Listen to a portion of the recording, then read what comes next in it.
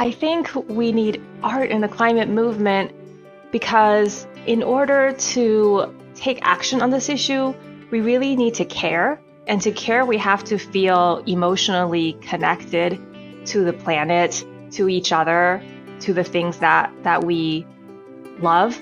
Art is the best way to do that. That's Clara Fang. I'm CCL's Youth Engagement Coordinator, and I'm a poet. Yeah, I think poetry is really just about diving into your environment and seeing what there is to be seen. Really looking at reality and feeling how we are all connected to everything that is around us. In reading some of Clara's recent poems, one of them jumped out at me. It's a poem I believe many listeners of this podcast will find compelling, challenging, and moving. Clara explains what led her to write the poem. So I wrote this poem in October of last year. This was at the height of the youth climate strikes that was being led by Greta Thunberg. Her words were just so powerful, especially where she said at the UN, "We will never forgive you if you don't do this." And I just dreamed into that of like all the children and all of the unborn children. What would they say to us who are living and who have the ability to do something about climate change? Now, Clara Fang reads her poem, The Children, on why they are striking for the climate.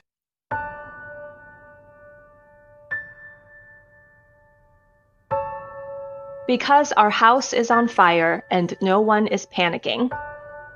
Because when the glaciers collapse, so do our dreams. Because we learned the alphabet saying the names of animals. A is for alligator, B is for bee. Because there is no planet B. Because the frogs are silent in the marsh. Because butterflies have fallen like so many petals. Because the streams are empty of salmon and bears devour the stars with their eyes. Because there is more plastic than fish in the ocean. Because they will be gone before we've learned their names. Because we love frosty mornings and snow on the tongue. Because we learned sweetness from apples and richness from honey. Because we can't drink oil and we can't eat money. Because it shouldn't hurt to breathe. Because there are 7.6 billion of us and counting. Because we remember our mothers singing the songs of the earth.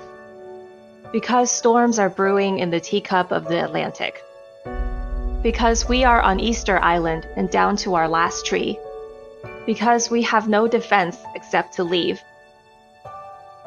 Because we were made for the earth, though she was not made for us.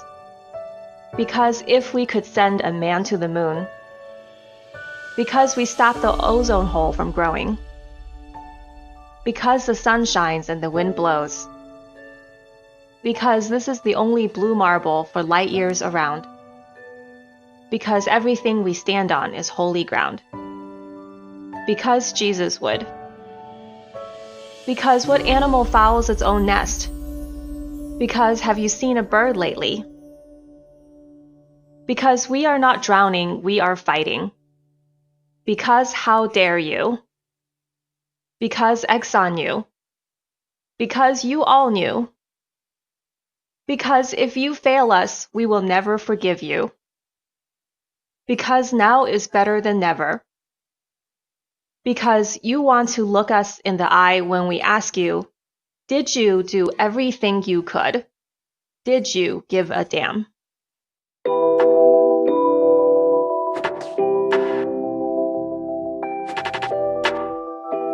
So I get online and I got on Volunteer Match, and then I found CCL.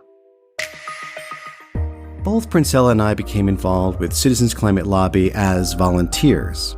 And at first, we both felt like outsiders. Back in 2013, when my husband Glenn and I attended the Citizens Climate International Conference, we felt welcomed, but also out of place. As a gay person in the climate movement, I wasn't sure how much of myself I could bring to the table. And if I did, would other people just then see me primarily as the gay guy who could give advice about how to get more LGBTQ people into the organization? First, I felt the same way coming into CCL, that it just wasn't really the best fit for me. I mean, I'm also a member of the LGBT community, and I sort of felt like, can I not say this? Or like always wondering about making people uncomfortable. But then I hit this point, like you said, about, people asking, oh, what do I do to invite more Black people? Like naturally, maybe you're asking me because I am the Black person in front of you. Fortunately for both of us, we ultimately made connections with people in the organization. I got to know Ricky Bradley, the CCL Information Technology Director. Ricky, who lives in Dallas with his husband of over 14 years, helped me feel more at home in the organization. In fact, he asked me to consider producing this podcast. For Princella, she points to Brett Cease, CCL's Volunteer Education and Engagement Coordinator. Brett is famous among staff and volunteers for the ways he tenderly considers other people's feelings. He constantly affirms people for the work they do. He is also a delightful goofball in Zoom meetings. Ricky, Brett, and others like Susan Higgins, Allison Cabisco, Karina Ramirez, and Morgan McHugh, and so many more, make it possible for CCL to attract a diversity of people and then to help us find our place. I think I quit twice. And, Brett was such an amazing person that he just always would motivate me again to try to be in the space. And it's because I had those same hesitations. But what I'm really enjoying as I learn, because I'm in a learning process about diversity and inclusion work, what I'm learning is it really comes down to being the type of person where people can exist around you as they are.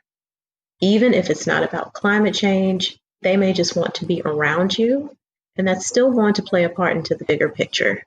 Now, what the actual answer is as to how that happens as an organization, I don't have all those answers, but I can tell you from my own perspective how it feels when someone is invited and to actually be a person who holds up to your word that they deserve to be there. My husband, Glenn, is originally from South Africa. In the early 1990s, as a university student, he was part of the anti-apartheid movement and the LGBTQ rights struggle. He says it was not enough to know what you were fighting against, in this case, state-sanctioned white supremacy and homophobia, but they also needed to articulate what they were fighting for. They articulated a vision of the world they wanted to create together. I asked Priscilla about what she's fighting for. I feel like what I'm fighting for very specifically is people like myself who have come from communities that were not high-income communities that actually had to struggle to find their place in the world. I'm fighting for them to get to a point where their voice is not only heard, but that they understand how powerful it is. The silencing of so many groups is why the world doesn't look a lot better now. There are a lot of people waking up in the morning and saying, these people don't listen to me, they don't care about what I think. They're instead waking up and saying, I am going to change this right here, right now. And I want to see that. I'm fighting for that in young girls like myself. I'm fighting for that for people who are not heteronormative and just feel like no one cares ever, or that they're just cast aside. Those are my people, and I want them to be empowered. And it doesn't have to be empowered for the work we do. I want them to be empowered, period.